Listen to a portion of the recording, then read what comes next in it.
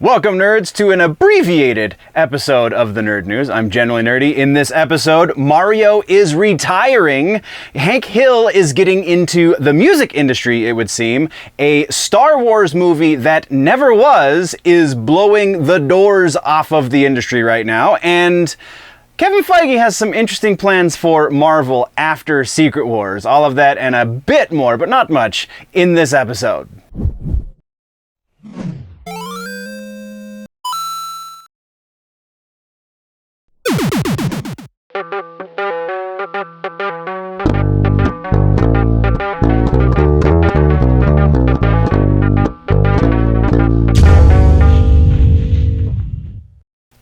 So, housekeeping.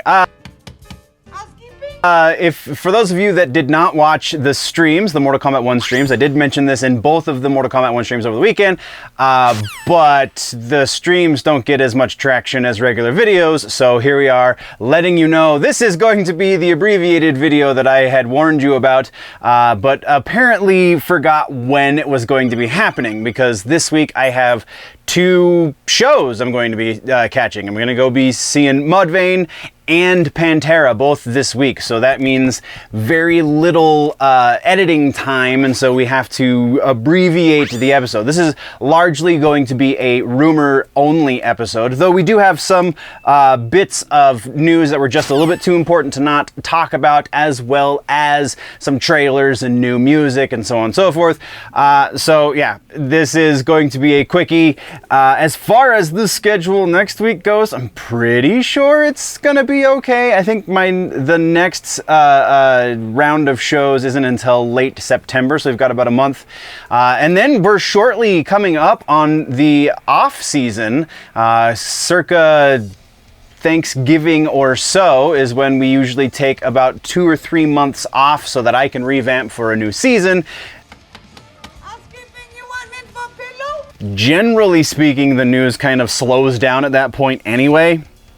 So we will be doing rumor-only videos for that time of the year as well, but that is still a couple months out.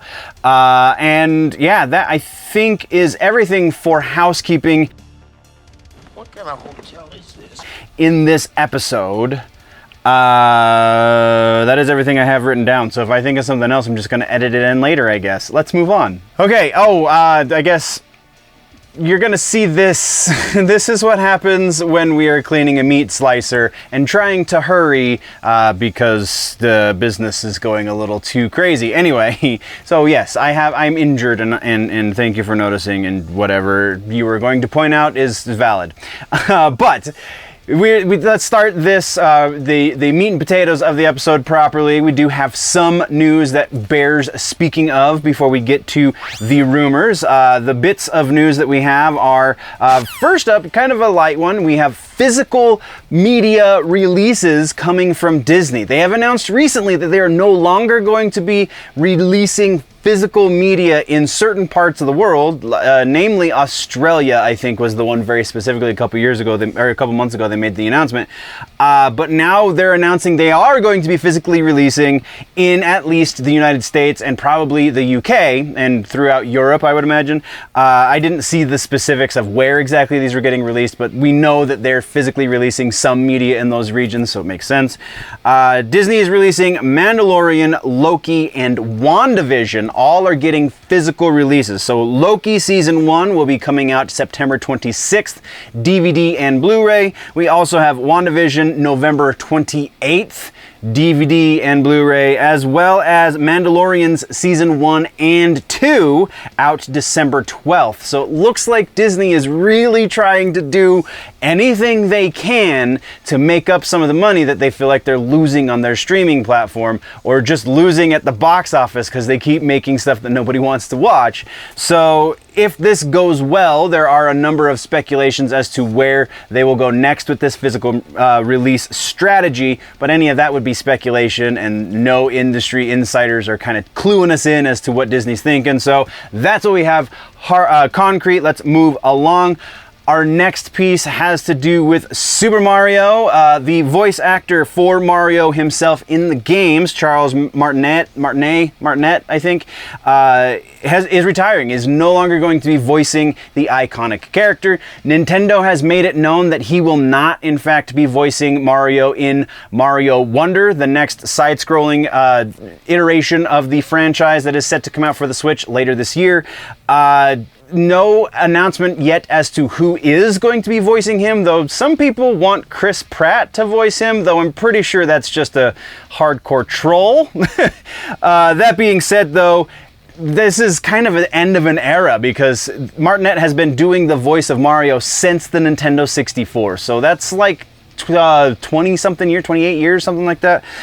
So yeah, very significant in the history of voice acting, but that's all we got on there. Let's move next to a series that we talk about fairly regularly on here, and that is Upload over on Amazon Prime. This is significant because the next piece we're going to talk about is related, but season 3 has been announced. We will be getting a third season of the Upload series. It's coming out October 20th.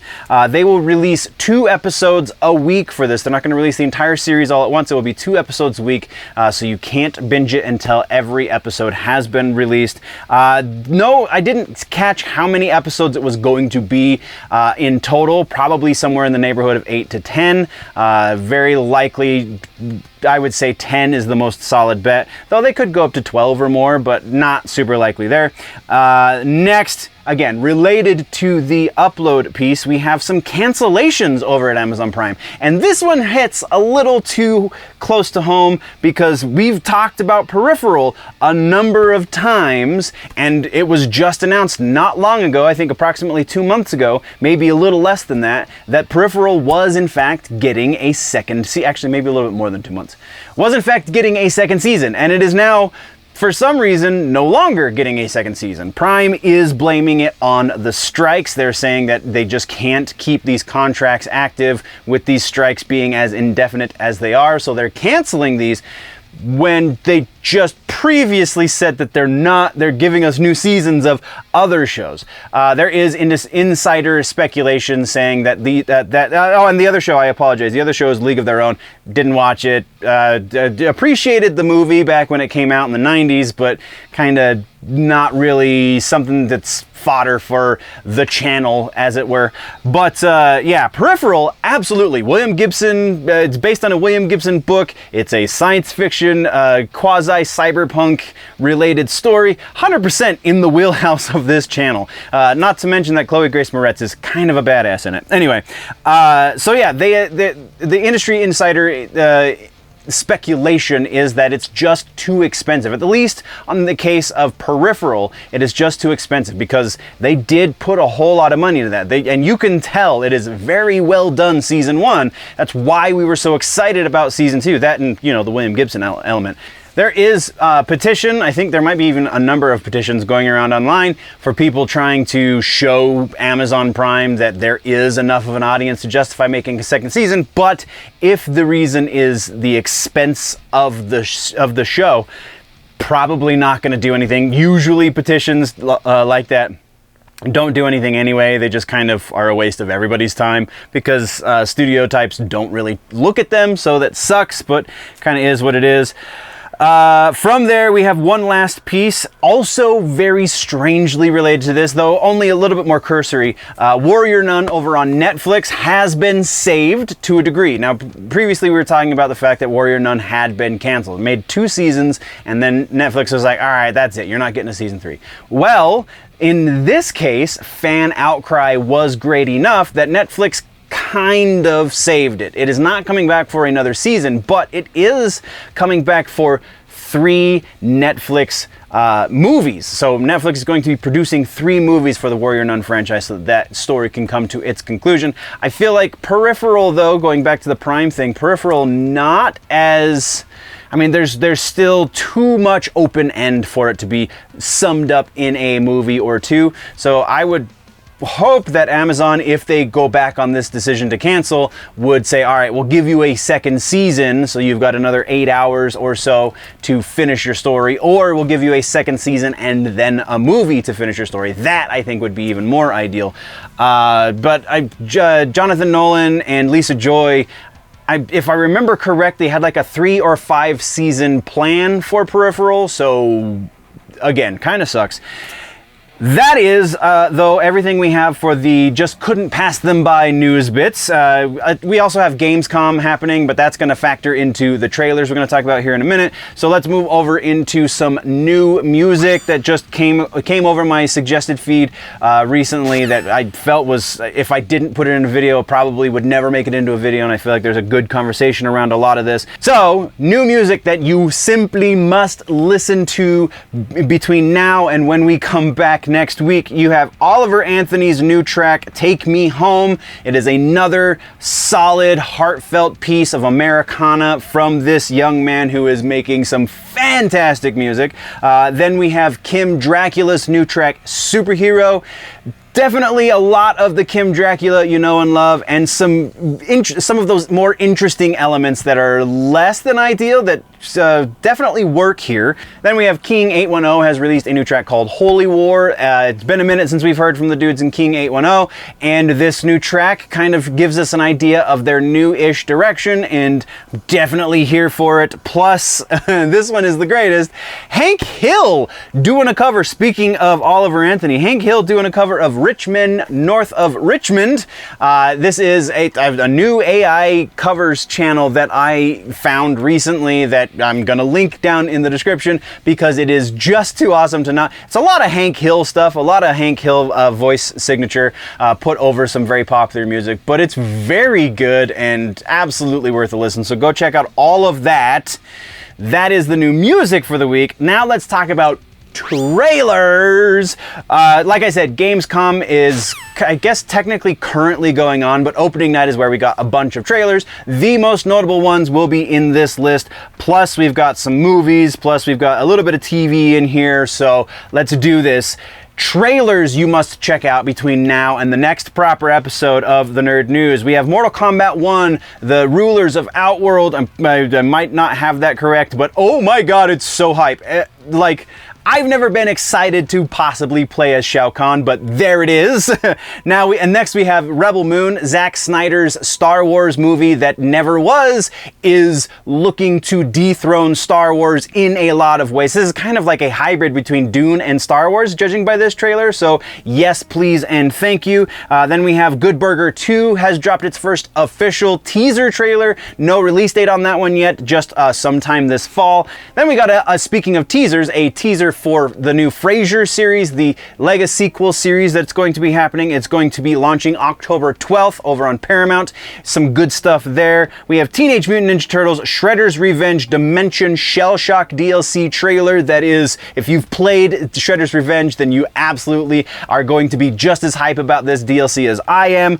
Scott Pilgrim anime from Netflix got its first official trailer, and it looks to be amazing, honestly. Hopefully Netflix is turning things around. November 17th is the launch there. And Cyberpunk 2077 DLC Phantom Liberty dropped a trailer at Gamescom. September 29th is the release date for that DLC, and it looks like they might have 100% fixed Cyberpunk 2077 at this point, but only time will really tell us there. That's what we've got for trailers that are of note. Now, let's talk rumors, shall we? Okay, so rumors, new rumors. We don't have any new versions or new sources for old rumors. We don't have any confirmed rumors at this point. Though, I guess the Mortal Kombat trailer is confirmed rumor in a number of ways because Sindel and General Shao were both rumored to be playable characters. We also technically, Motaro was a rumored cameo, but that was kind of one of the worst kept secrets in Mortal Kombat. And the reveal of Shujinko was a confirmation of a rumor. rumor, though that was, again, one of the worst kept secrets in Mortal Kombat. So there's some confirmations, I guess. But we have new rumors. This first set of rumors all have to do with Thor 5, the 5th edition of the Thor franchise over at Disney Marvel. Rumor says that it is actually in the works over at Marvel, with Taika Waititi once again sitting in the director's chair. Taika has said recently in interviews things that he's been considering as far as who the villain's going to be. He has to one-up his Hela, etc., etc., etc. The rumor does specifically go on to say that it is not a done deal just yet.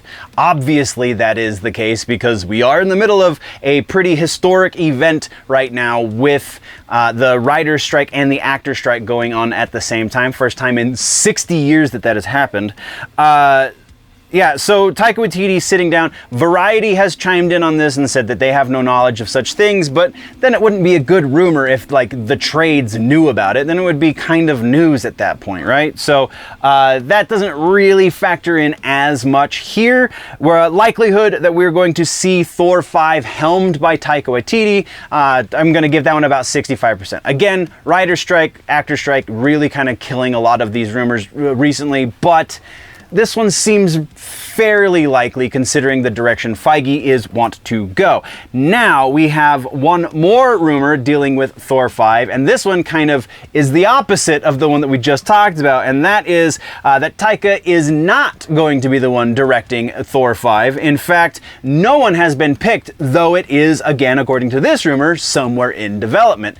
So that kind of lent itself a little bit to the first rumor, because both rumors say it's in development. The only place where they really diverge is who's going to be directing.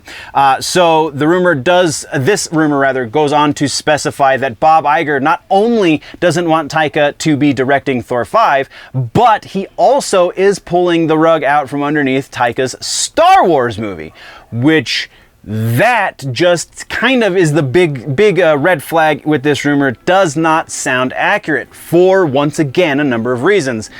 Some of them socio-political, some of them just Taika is in good with the people at Disney, so I don't think that they're super unhappy with him. Yes, his last Thor movie didn't do so great, but his first Thor movie did amazing. So after he's made them that much money, he didn't really lose as much as he made, so he's still in their good graces. It seems to make more sense that he's more likely to make a movie with them, or even a couple movies with them again, before they really sour on that relationship. So this rumor that Taika's not going to be directing Thor 5, or that he's going to be not doing a Star Wars movie, we're going to put about 30% likelihood for that one, because that just does not seem to jibe. From there, we have the first of two Ghost Rider rumors. They're different Ghost Rider rumors, and not even necessarily for the same movie, so the other one's going to be a couple points down, but we have Ghost Rider, the first one, the movie itself, the reboot movie, if you will, that Keanu Reeves was rumored to be playing about 2 years ago. That is how long we've been technically talking about this potential movie. This one does not mention Keanu Reeves by name. This is just specifically talking about the movie Ghost Rider. It is said that it was in the early stages of development pre-strike. So once we come back from strike, they will be moving forward with this one pretty hard and heavy, so that it does come to fruition as soon as possible.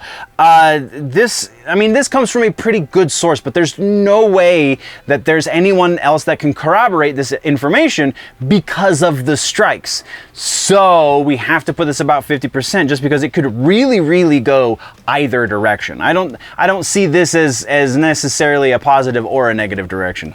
Then from there, staying with Marvel, this time we're kicking over a little bit more to Kevin Feige's master plan.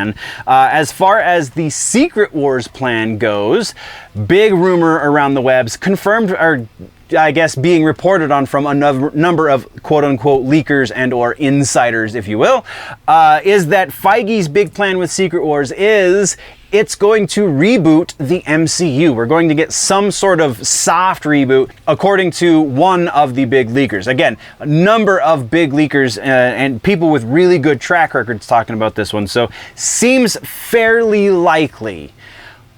But I feel like Feige's ego, and I feel like the nature of Disney Marvel is less inclined for such things than it is to just try and throw something together and make it work a little bit down the road, and then try and make that look intentional, I guess, is kind of the way the track record that we've got with Disney Marvel. So we're good. This one's still fairly likely. We're going to give this about 70%, but I think that's a little bit generous as far as likelihoods go.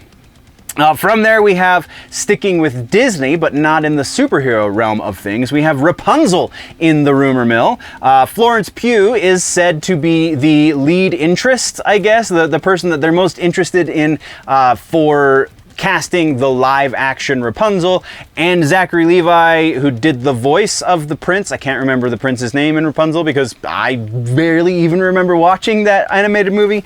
Zachary Levi chimed in and said, yeah, he would be down to reprise his role in the live action version, even though the age difference is a little weird. I mean, we know that they're looking to do a bunch of live action remakes. Florence Pugh is pretty huge right now, as far as like she is the face that a lot of Hollywood wants to see. So that kind of lends itself to that, though again, strikes and things, there's no way that any of this stuff is happening right now. So where these leakers are getting their information from seems a little suspect. We're going to put this one about 60% likely that Florence Pugh will be Rapunzel. And then, like I said, we have a second Ghost Rider rumor. This one, though, kind of ties into the Secret Wars side of things as well. And this is also one of those that is to be expected at this point. We have rumors saying that Nick Cage is going to be brought into Secret Wars as his version, or a version very similar to his version, of the character Ghost Rider for the Secret Wars movie. And it's kind of like, duh, like Nick Cage just did a cameo as Superman, which that movie never actually got made. There were 2 Nick Cage Ghost Rider movies. So yeah, is he willing to do it? Sure. Is Disney willing to give him a couple of G's to step on camera for about 5 minutes? Yeah, probably. So 90% likely we'll be seeing Nicolas Cage once again in the role of Ghost Rider, though probably very, very briefly. And then we have a big one that I kind of wanted to see in some alternate universe, but I just don't think is going to happen. And that is Batman, Brave and the Bold, the live action movie coming from James Gunn's DCU. The big rumor around this one is that Batman is potentially going to be played by John freaking Krasinski, Jim from The Office, playing Bruce Wayne. Really? I don't see that happening. I really appreciate him as Mr. Fantastic, Reed Richards. I just don't see him as Batman for really a number of reasons. Not the least of which being like he's kind of too old for where James Gunn is going to be starting the DCU, I would imagine. I know Brave and Bold, the Brave and the Bold is going to be the tale of Damian Wayne, and like, so we gotta get a little bit into the career of Bruce for Damian to be a thing. I just think it's going to play a little bit differently than it has in the comics for us to get Damian. Bruce isn't going to be quite as old in this version of the story as he was in that one. So, likelihood for John Krasinski as Batman? I'm going to say 30%, and I think that's even pretty generous. So, that is our abbreviated episode this week, nerds. Thank you very much for joining me. Like I said, there will not be all of the peripheral stuff is probably not going to happen.